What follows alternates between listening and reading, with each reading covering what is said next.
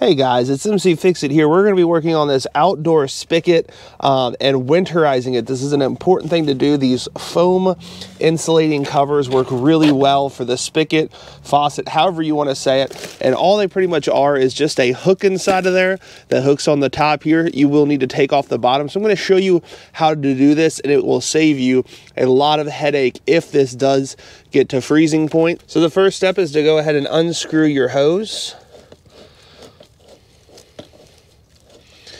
And it has just started to get pretty cold here, so I do like to make sure we do this. So I want to go ahead and give you guys a side view on how this works.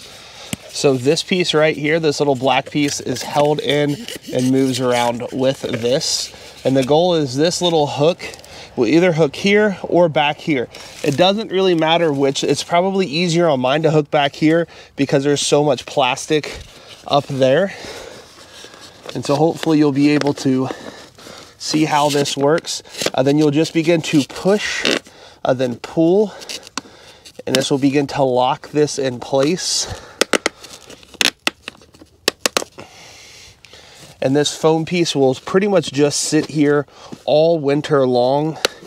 They make it in a couple of different colors. It's only a few dollars, but this right here will keep any coldness out from getting and seizing up your spigot over the winter and causing a potential break in your line, which becomes very expensive and can flood lower levels of houses and things like that.